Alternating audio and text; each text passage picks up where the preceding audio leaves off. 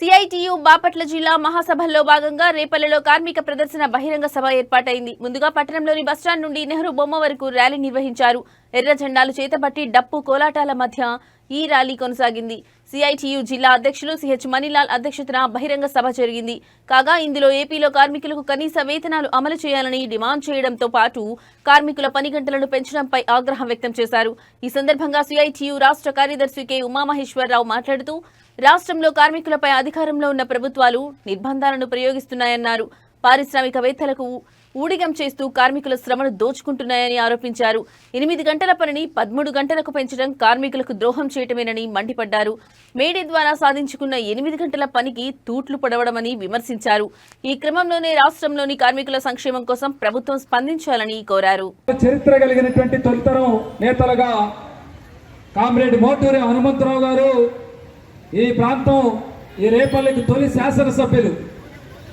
అనంతరం ఈ ప్రాంతంలో చేనేత ఇతర కార్మిక వర్గ పోరాటాలు కూలీ పోరాటాలు నిర్వహించినటువంటి కామ్రేడ్ కొరటాల సత్యనారాయణ గారు ఈ రేపల్లి నియోజకవర్గానికి కార్మిక వర్గ ప్రతినిధిగా 2 దఫాలు శాసనసభ్యులుగా ఈ ప్రాంతంలో పనిచేశారు.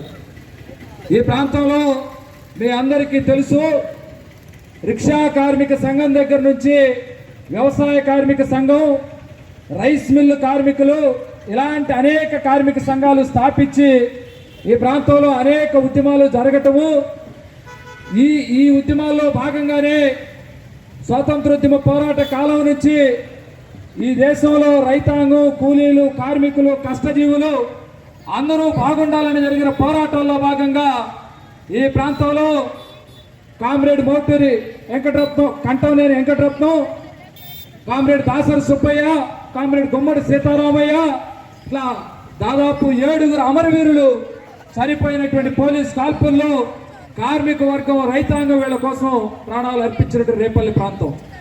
ఈ రేపల్లి ప్రాంతంలో నూతనంగా ఏర్పడినటువంటి సిఐటియు బాపట్ల జిల్లా, ఈ జిల్లాల విభజనలో భాగంగా ఆ ప్రాంతంలో ఒంగోలు నుంచి సగం మండలాలు, ఈ ప్రాంతంలో గుంటూరు నుంచి సగం మండలాలతో 25 మండలాలతో నూతనంగా ఏర్పడినటువంటి బాపట్ల జిల్లా మహాసభలు ఇక్కడ 2వ మహాసభలు ఇక్కడ జరుగుతూ ఉన్నాయి. మొట్టమొదటి మహాసభ 2022 చీరాల్లో జరిగిన సందర్భంగా ఈ జిల్లాలో ఉన్నటువంటి కార్మిక వర్గం సమస్యల మీద కొన్ని నిర్ణయాలు తీసుకుని వాటిని అమలు చేయడం కోసం ఈ 3 సంవత్సరాల పాటు అనేక ఉద్యమాలు ఈ జిల్లాలో నిర్వహించిన చరిత్ర ఉంది. ఆ నేపథ్యంలోనే మీ అందరికీ తెలుసు, గతంలో ఈ ప్రాంతంలో ఒడిశా కార్మికులు లంకెవాణి దెబ్బ దగ్గర సజీవ దహనమయ్యారు. 6 కార్మికులు ఎక్కడి నుంచో వచ్చి ఆ 6 కార్మికులకు న్యాయం చేయాలని చెప్పేసి ఈ సిఐటిగా ఉన్నటువంటి ఇక్కడ మన కార్మిక వర్గం పోరాటం నిర్వహించడం, ఆ సందర్భంగా ఆ కార్మిక కుటుంబాలకి న్యాయం చేయటము, సిఐటి నాయకుల మీద పోలీస్ కేసులు పెట్టడం లాంటి ఘటనలు ఉన్నాయి. అట్లానే ఇక్కడ ప్రమాదపడుతున్న పనులు చేసే భవన నిర్మాణ కార్మికులు పక్కన ఉన్న జగన్ కాలనీలో విద్యుత్ షాక్తో చనిపోయినా, లేదు హైదరాబాద్లో విద్యుత్ షాక్తో చనిపోయినా, ఇలాంటి కార్మికులకి వాళ్ళ సమస్యలు, వాళ్ళకి నష్టపరిహారాలు అనేక ఆందోళన జరిపిన చరిత్ర. అట్లానే ఈ ప్రాంతంలో అంగన్వాడీ కార్మికులు గత సంవత్సరం గత ప్రభుత్వంలో చారిత్రాత్మకమైనటువంటి సమ్మె నిర్వహిస్తే 42 రోజుల పాటు గౌరవప్రదమైనటువంటి సమ్మెను నిర్వహించి మొత్తం ప్రజలందరిలో కూడా ఆలోచించే పద్ధతిలో నడిపినటువంటి ఉద్యమాల చరిత్ర ఈ ప్రాంతానికి ఉంది, ఈ రేపల్లి ప్రాంతానికి. ఈ రేపల్లిలో కష్టం వస్తే సిఐటి కార్యాలయం ఉంది, నా యూనియన్ ఉంది, రిక్షా వర్కర్ అయినా, రైస్ మిల్ అయినా, ఆశా వర్కర్ అయినా, మున్సిపల్ ఇంజనీరింగ్ అయినా, మున్సిపల్ అయినా, కాంట్రాక్ట్ అవుట్సోర్సింగ్ కార్మికులైనా తలుపు తట్టేటువంటి కార్యాలయం సిఐటి కార్యాలయం. ఈరోజు సిఐటియు బాపట్ల జిల్లా మహాసభల్లో భాగంగా బస్టాండ్ వద్ద నుంచి ప్రదర్శన నిర్వహించి సిఐటిగా కార్మిక వర్గం యొక్క సమస్యలే కాకుండా ఈ దేశంలో ప్రభుత్వ రంగ సమస్యలు ఏవైతున్నాయో వీటిని ప్రైవేటీకరించొద్దు, కష్టపడేటువంటి కార్మికులు ఎవరైతే ఉన్నారో కార్మికులందరికీ సుప్రీంకోర్టు చెప్పిన దాని ప్రకారం కనీస వేతనం 26,000 రూపాయలు ఇవ్వాలని, అట్లానే ఈ కార్మిక వర్గానికి ప్రమాదభరిత పనులు చేసేటువంటి భవన నిర్మాణం, ముఠా, ఆటో ఈ కార్మికులందరికీ సంక్షేమ బోర్డులు ఏర్పాటు చేయాలని చెప్పేసి, ఆర్టీసీ లాంటి ప్రభుత్వ రంగ సంస్థలు కాపాడాలని చెప్పేసి పెద్ద ఎత్తున నినదిస్తూ ఈ ర్యాలీని నిర్వహించడం జరిగింది.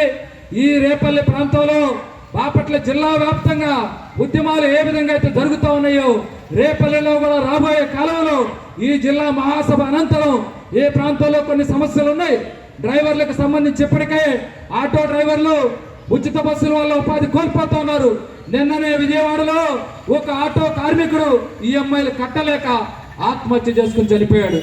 భవన నిర్మాణ కార్మికులు చనిపోతే డబ్బులు ఇవ్వటం లేదు. ఇట్లా ఈ ప్రాంతానికి సంబంధించి పెద్ద ఎత్తున ఈ ప్రాంతంలో పరిశ్రమలు తక్కువ ఉన్నాయి. ఈ ప్రాంతంలో ఆ పక్కనే చందోల్లో ఎన్ఎస్ఎల్ ఫ్యాక్టరీ మినహాయించి ఈ ప్రాంతంలో పరిశ్రమలు లేవు. అందుకనే మన వాళ్ళు ఎక్కువ మంది రైస్ మిల్లు, బజారు ముఠ, ఆటో ముఠ ప్రమాదభరితమైనటువంటి పనులన్నీ కూడా చేస్తూ ఉన్నారు. అందుకని రాబోయే కాలంలో మనందరి సమస్యల మీద ఈ సిఐటి జిల్లా మహాసభల్లో చర్చించడము, వాటన్నిటి పరిష్కారం కోసం మనందరం కూడా ముందుకెళ్దాము.